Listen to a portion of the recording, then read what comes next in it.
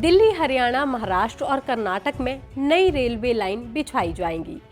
सरकार ने रेलवे के 3 बड़े प्रोजेक्ट्स को मंजूरी दे दी है। इस मल्टी ट्रैकिंग प्रोजेक्ट पर करीब 18 करोड़ रुपए से ज्यादा खर्च होंगे, जिससे रेलवे नेटवर्क मजबूत होगा और ट्रेनों की आवाजाही आसान बनेगी। लेकिन ये ट्रैक कहां-कहां बनेंगे, किस राज्य के किन जिलों को कनेक्ट करेंगे, कैसे बनाए जाएंगे, हम आपको इसके बारे में सब कुछ बताएंगे इस वीडियो में।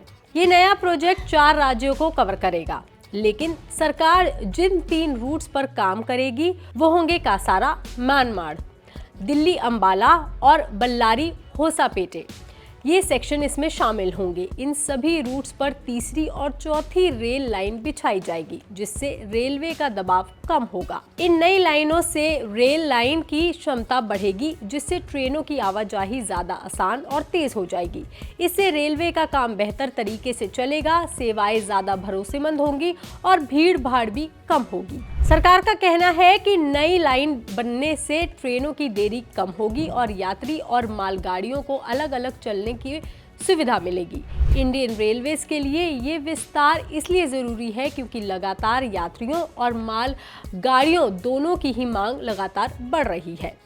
ये 3 प्रोजेक्ट्स दिल्ली, हरियाणा, महाराष्ट्र और कर्नाटक के 12 जिलों को जोड़ेंगे, जो करीब भारतीय रेलवे के मौजूदा नेटवर्क को लगभग 300 किलोमीटर तक बढ़ा देगी।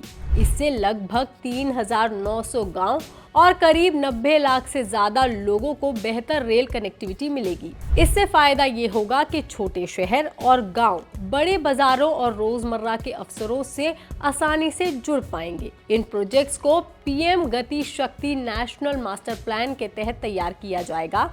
इसका मकसद है कि लोगों और सामान और सेवाओं की आवाजाही तेज और सस्ती हो सके। बेहतर रेल नेटवर्क से व्यापार को मदद मिलेगी और माल ढुलाई ज्यादा आसान हो जाएगी। इस प्रोजेक्ट की सबसे खास बात यह है कि ये 4 सालों में इसे पूरा कर लिया जाएगा। इसके लिए बड़े पैमाने पर भूमि अधिग्रहण करने की जरूरत नहीं होगी। मौजूदा रेल लाइन के साथ साथ रेलवे की काफी जमीन इसके लिए इस्तेमाल होगी। रेल क्षमता बढ़ाने से कई टूरिस्ट और धार्मिक स्थलों तक पहुंचना भी आसान हो जाएगा, जैसे कि त्र्यंबकेश्वर, वैष्णो देवी और कई सारे ऐतिहासिक स्थल। इसके अलावा कोयला, सीमेंट, अनाज और बाकी जरूरी सामान की ढुलाई भी तेज हो जाएगी। सरकार के मुताबिक इससे ईंधन की बचत होगी और प्रदूषण कम करने में भी ये मदद करेगी।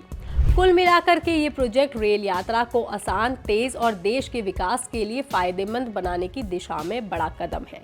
बता दें, वैसे भी रेल यात्रा एनवायरनमेंट के लिए अच्छी और कम ऊर्जा खर्च करने वाली होती है, इसलिए इससे देश को प्रदूषण कम करने और खर्च घटाने में मदद मिलेगी। सरकार के मुताबिक इससे करीब 22 करोड़ लीटर तेल की बचत होगी। ये उतना ही फायदा है जितना 4 करोड़ पेड़ लगाने से होता है। यानी रेलवे का ये कदम एनवायरनमेंट और देश दोनों के लिए फायदेमंद है। इस खबर पर, इस जानकारी पर आपका क्या कहना है, आप हमें कमेंट करके जरूर बताएं। बाकी तमाम खबरों के लिए आप देखते रहिए लोकमत हिंदी।